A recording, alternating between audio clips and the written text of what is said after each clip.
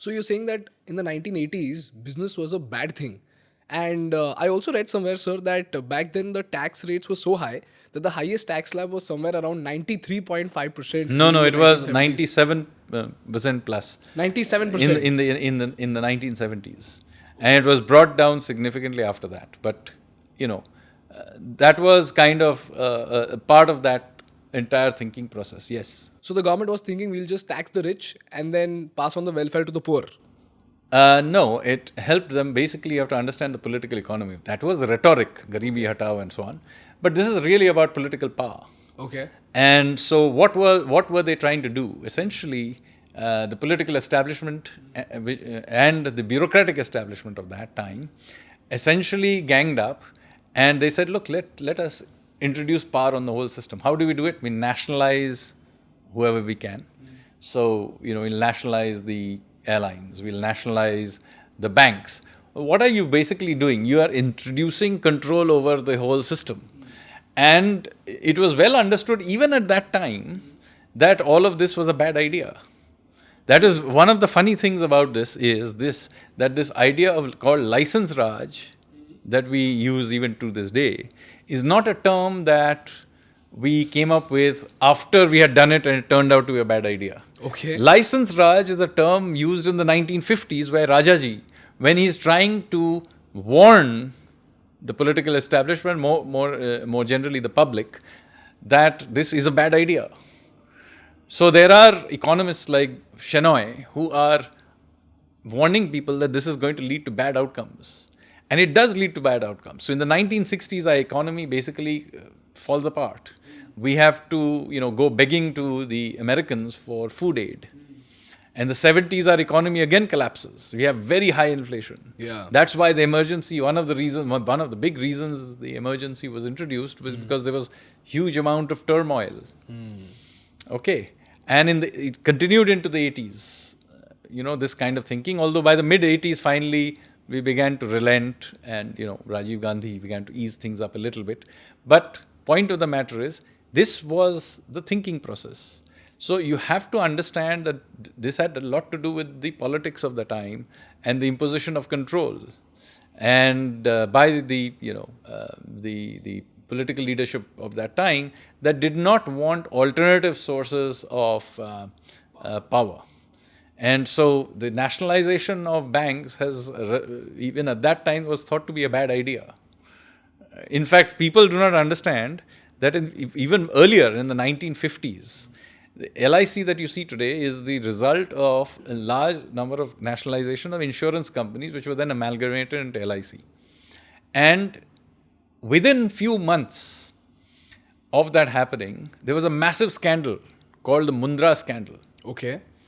In which it was discovered that this LIC, now big entity, its monies were being used for all kinds of political purposes, to fund politically linked business.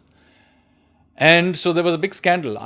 Interestingly, the then Prime Minister's son-in-law is the one, Feroz Gandhi, who is the one who in the Parliament brought it up. Okay. And the then Finance Minister, TTK, had to actually resign. And it was a big embarrassment for the Prime Minister, especially since it was his son-in-law who had brought it up. And so he never spoke to his son-in-law ever again. Damn. So concentration of So this power. is one of the reasons, by the way, interestingly, Feroz Gandhi's name never comes up in any conversation. Because Feroz Gandhi was the person who actually opposed some of this, clear grab of resources that his own, in-laws were doing. Interesting. So, sir, it was concentration of power by the government and then spreading this narrative that business was bad, which eventually stunted our growth. Is that it? Absolutely. And then when it all went bad, they then said it was the Hindu rate of growth. So what exactly is going on here? This is again a part of narratives. Okay, so 60s, 70s, 50s, 60s, 70s happen. You have now run this system based on this socialist thing. It has now failed for a significant period of time. And by this point in time, you already have Korea, Taiwan, Singapore, etc. They have a different, who have changed their policies and are succeeding. So it is quite obvious by the late 70s that this socialist system is a disaster. So now who do you blame it? So you blame it, Hindu rate of growth. It must be because, those Hindus and their social customs are all outdated, and it is because of them. So what is this Hindu rate of growth? So the Hindu rate of growth is we were growing at somewhere 3.5%, and that time the population growth was 2%. So basically there was no per capita growth that was happening. So instead of blaming bad policy and calling it the Nehru rate of growth, so let's blame it on India's cultural roots.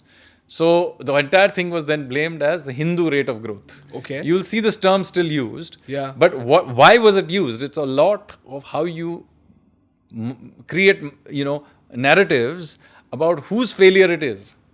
It is not the failure of socialist policies. So the narrative that is being sold, it's not that Nehru and Nehruvian policies failed India. It is India and its cultural roots that failed Nehru. Okay. So that is how. That, sir? Of course, that's all politics. Basically, when you're failed, you blame the victim. And how did people believe it? I mean, what is You should ask the intellectuals of that time. Okay. Why they were. And in fact, one of the things that I keep pointing out to you, that even though it had clearly failed, and by the 80s it was more than little visible, and even, in many of Rajiv Gandhi's statements, you can see that, he is acknowledging that this system had broken down. I mean, he makes a statement that for every rupee that the government spends on welfare schemes, 85 paise disappear, so 85% leakage.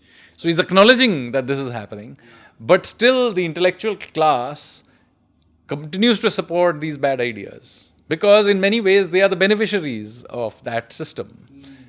Because the elite of that system is largely bureaucracy and so on.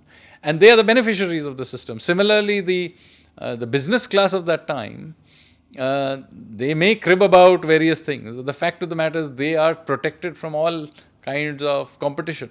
True. Yeah. So never confuse capitalism with the personal interests of capitalists.